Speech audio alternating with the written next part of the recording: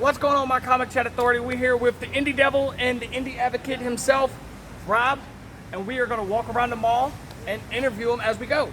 So come with us on this adventure. This is the first time we've ever done a walking interview. So bear with us if the quality's a little shaky or... Well, shaky should go away once we go inside. We're outside on the sidewalks on a warm Florida day. So do you want to explain to everybody what you do? Well, I am a comic book creator, and despite the last show I was at, yes, comic books still get made. I don't think people realize that sometimes.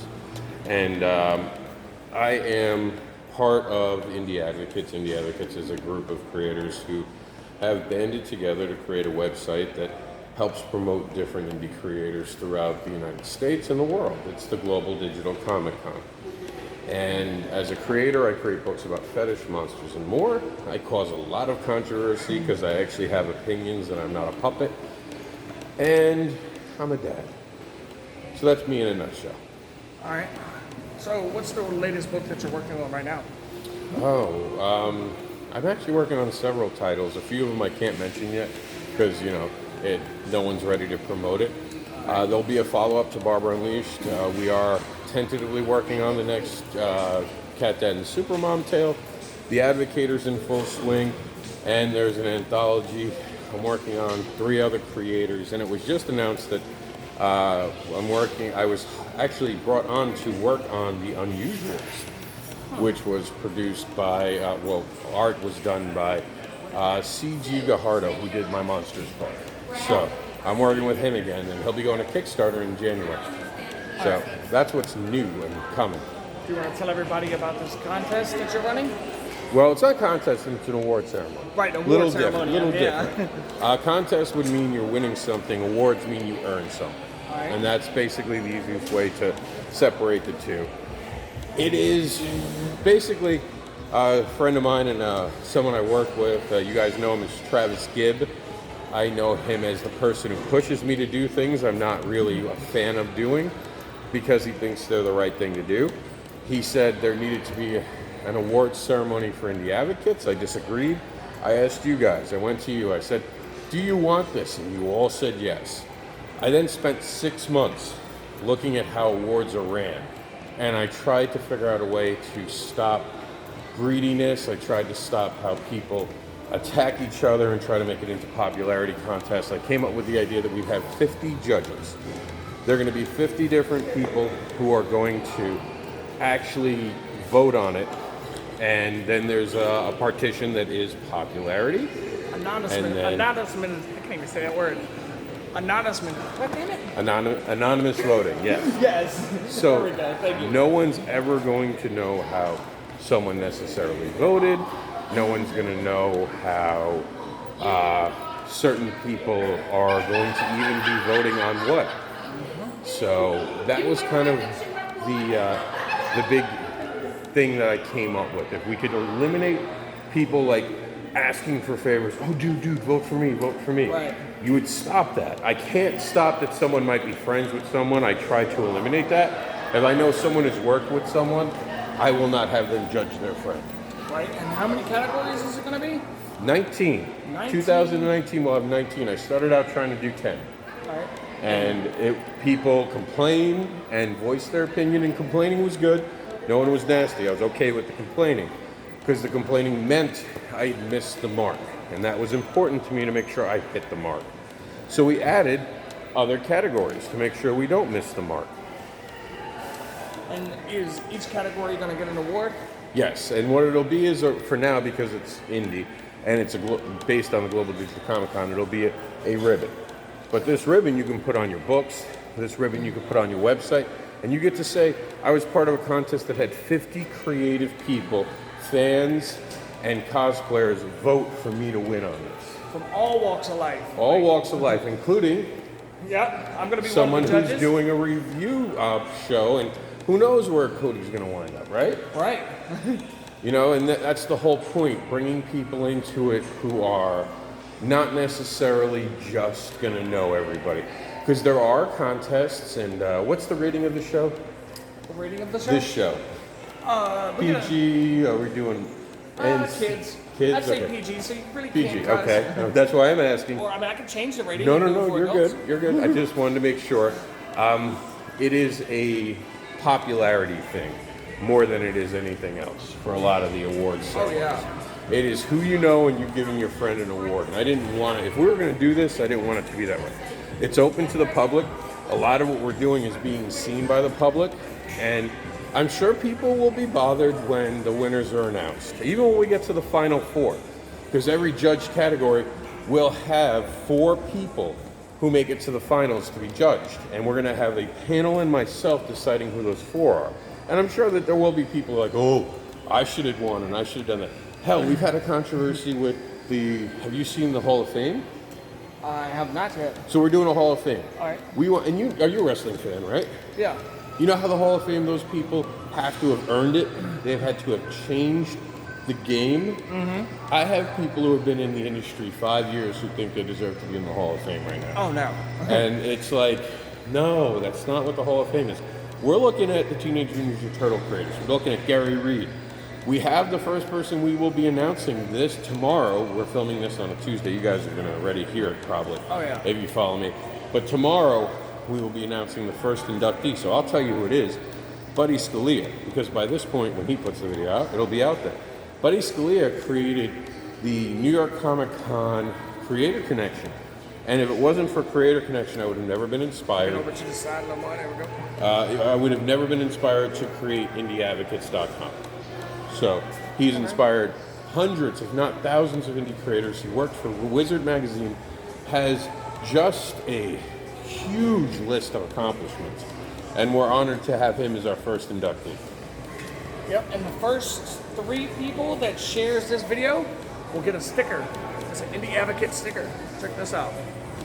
Those are pretty nice. Well, glare off of it. We'll slow down so you guys can see it. We got 3 of them. The first 3 people that shares them will get a sticker. These are nice stickers. I think we might switch over to circle stickers. Because ours is kind of boxy. And I really... Circle's nice. I actually like circles. You don't, when you have a square, you feel like you have to put other things on the square. And he's got buttons also. I don't know if he has any more. But the top comment will get a button. Yep. We can get you guys a button. Oh yeah. For that. And add us personally on Facebook at Cody Johnson. And you want to tell them your name so they can personally add you? Andersin Rob. I reversed it because, of course, the minute you become popular, someone takes your name and they try to get your popularity. So instead of being Rob Andersin, I'm Andersin Rob. That's S-I-N for sin. That's right. And we're trying to promote indie creators because I think indie creators don't get the love they deserve because there's a lot that goes into it. Well, now those creators we're talking about the Hall of Fame who've only been doing it 5 years. I'm sure to them it feels like they've been doing it a lifetime. Oh yeah. But when they get to that 20-year benchmark, they'll understand right away, I wasn't ready at year 5. Right. You know, and a lot of people don't understand this. A lot of people don't even know. I think this is my 14th year of dealing with comic books and doing things with comics. I've just spent a lot of time behind the scenes, including Indie Advocates as it started. If you see the Written Sins logo, originally started as Written Sins, but originally started before that as a Facebook group. So everything starts small. Same thing with our awards ceremony. That's why we didn't do an award for everything. We kept it simple. Mm-hmm. You know, next year we might have 35 categories. Who knows? I'm going to do an award ceremony on these interviews. Whoever gets the most views, we're going to get like a little teeny trophy for them. So yours is going to go in before 2020. Oh, there we go. So you're part of this running too. I'm gonna So be if the you want to eligible. support Rob, boost up the views in this video. Because currently right now the top one is 75. Who's that? Tom Tom. Lots, Okay. the owner at Cool Comics and Games. All right. I know so many Toms, Right. so it's hard to always know what's going on. So what books are you currently reading now? Any weekly pulls that you got? You know, I don't do the weekly, and that's not on anything to do with them. I do want to get into the X-Men. I do more graphic novels, and that's because I have a 4-year-old. Right. So when I have time, I want to read the whole story. I don't have as much time for the floppy, so I'll do more graphic novels. My newest one, graphic novel-wise, because I'm not doing the weekly, I have just ordered the Batman where He's got the weird medals and all that. The Batman medal. Oh, That's what I'm going to be reading now. But I read a lot of indie books. Honestly. That's a great series. Yeah, I get handed a lot of indie books all the time to read. Oh yeah, me too. I currently, 90% of my channel is indie reviews. Oh, all right, can we turn around? We're at the end of the mall. So. Yep. I do a lot of obscure indie books. Well, this ain't about me. This is about Rob. So. We can talk about those books though. I'm all about advocating for them. You got a good one. Tell them about it. Not right yet. Well, there's this one about Krampus. I don't know the title right offhand, but we're going to review that one a little bit closer to Christmas. How's it going, man? Check us out on YouTube. There you go. Hold on. Give a shout out real quick? Yeah. Shout them out. Up in there. Hey, yo, listen. I just want to shout these boys out. This shit is dope. All right. I also want to give a shout out to Comicchatauthority. Yo, listen, my name is Ogwxllo. You can find me on Instagram. All right, at Ogwxllo. Hey, I like this. Big up, fellas. Hell yeah. Happy holidays, That's brother. respect. Happy holidays. Any advice that you want to give to any new indie comic creators, or the common mistake you see indie comic creators making in the beginning of their career? They expect too much. They don't expect to pay their dues. They expect to show up. Oh, I have this cool idea. What if Batman wasn't Batman, but Batman was like Gray Man? And Gray Man and they try to just imitate. And Yeah, I they try see that a lot. They try to run in there and start something that they're not necessarily ready to start. You know, Right. sometimes people just get ahead of themselves. And slow down. Have an original idea. Read other people's work, read how to create a story, get an editor. For God's sakes, get an editor. And you've been reviewing indie books. You have to see a lot of easily caught mistakes. Now, everyone makes a mistake, but we're talking bad bubbling, things that someone, if they had looked over the project, would have caught and would have stopped it from happening. And easier names, because some of your creation names are just really hard. And I think some of them not even English. 'Cause I got a book now. The book is great. It has beautiful coloring in it. Everything is amazing, but the names are horrendous to try to say. Well, remember, as a creator, and I heard that someone say this at a panel, we never really know what a name is supposed to sound like until we hear it out loud from someone else. Right. I know because I'm dyslexic as hell. So a lot of the ways I pronounce names until I get to know them is very wrong. Because I don't know phonetics, I don't know any of that. So I'll even pronounce regular names wrong. Like Italian names especially, I have trouble with Italian names. Very, very bad with them. But fandom is this cool thing. You don't know how to necessarily need to know how to say it out loud, you just need to know how to recognize it. And I remember we were at this panel, and I forgot who was on it, but it was a big creator, something to do with X-Men, and he had said an X-Men, I think it was Claremont. Claremont, I think, said this. Someone pronounced the name wrong, and everyone giggled like little bitches. And oh, look, they said something, you know, that's wrong, and everyone wanted to point it out. And the guy, Claremont said, "Stop! Don't do that." He's a fan. Right. He's never heard that name out loud. He did the best he could. All that matters is that he showed up to talk about that. And I thought that was a great moment because it's so true. You just create, and then sometimes people even start to tell you what the story's about, and you're like, that's not what my story's about. But it's amazing how they perceive it. I never tell anyone they're wrong. I just say that's an interesting take on it. Because once you create it, it's out there. It's not necessarily all yours anymore. Don't be scared to put out a comic book, because I see a lot of people saying, oh, this ain't the right time, I got this going on, that going on. It will never be the right time to put your book out. Nope. Because if I did that with Comicchatauthority, I'd still be waiting. It just come to me one day, I was like, all right, I'm gonna make a Facebook group. Then the Facebook group took off for a couple months. It was like, all right, well, we're gonna go to YouTube. And now we're doing YouTube. And it just when the idea comes to you, put it down, make it original, get it patented, because I think that's kind of my fear. If I made a book and it blew up, I don't want somebody to take my idea. See, that's also another thing. A lot of people are worried about an idea. If you're really worried about an idea, get a copyright. Right. And if it's a big enough company, even big companies cave to copyrights because that's just something they can't get around. They'll try to slow you down in court, but there are now new legislation coming out that is stopping actually the bigger companies from trying to do that to people. There's actually going to be legislation that will stop them from being able to do that. So your copyright's going to start protecting you a lot more in the near future. So copyrights are even more important than ever. Right. All right. Let's see. Well, like we're just doing this off the top of the head. We don't have any questions written down because all of Rob's information is kind of scattered everywhere, and it's been a crazy week. I do a lot. It's very hard to keep up with me sometimes. Oh yeah. Because between the awards, the indie advocates, the advocating, being a creator myself, being an advocate for even autism, and being an advocate for the fetish community, it's a very big job. And a lot of people are always, and I get it a lot, where people are like, you create comics? I thought you were just an indie advocate. And you get to a point in your career too where people start telling you who you can be. Yeah. That's where the Indy Devil came from, actually. Really? The fact that I wanted people to understand I was a human being. And I wanted to know that I had more than one gear or one side to me. That, you know? And by calling myself the Indy Devil, people are like, well, wait, does that mean he's just not this clown stick figure that's an advocate and supposed to smile all the time? Right. And just be like, oh, you know, indie comics all the time. No, I'm a real human being. Yeah. You know, I'm a fan of real comic books. Not real, real's the wrong word. Mainstream comic books is the word I'm looking for by real. And the ones that have broken through that people consider real.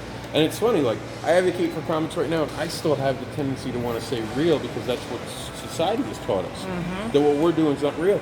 And meanwhile, what we're doing, it's hard. It's really hard and exhausting.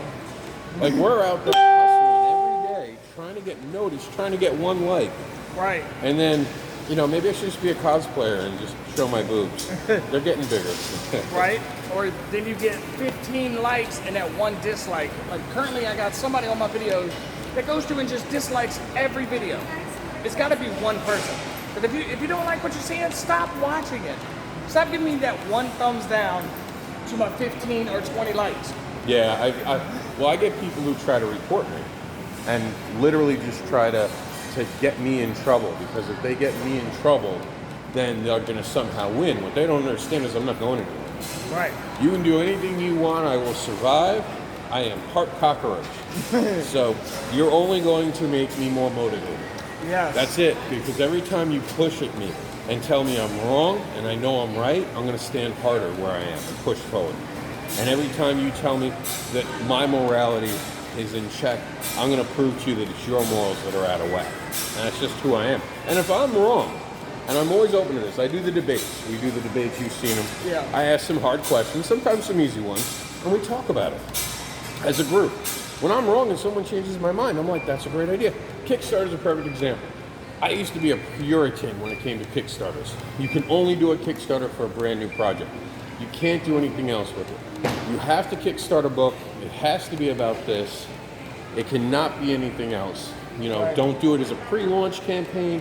Don't do it to sell art and all that. And then one of my friends said to me, Bob Sally, as a matter of fact, he said, look, I use Kickstarter also to reach an international audience that I can't do anywhere else. There's an audience on Kickstarter, it's different. It's like when I do a pre-launch campaign, notice I'm not asking for a lot more money. I'm asking for less per book. Right. He's like, I'm not trying to diminish anyone, because I even tell people, this is different. This is a pre-launch campaign. This is a pre-order campaign. And that changed my mind. And by having my mind changed, it became something bigger and better. And something that I think more people have opened their minds by having honest debates and actually seeing other people's opinions. And I'll be honest, debates are also great because I get to get rid of all the far left, far right, the extremists, you know, people who aren't willing to hear open-mindedness. And I'll be honest, I can't live in a space that has borders like that. I live in a space where you have to have an open mind and you have to look into the bigger picture and the bigger creative community that's beyond myself.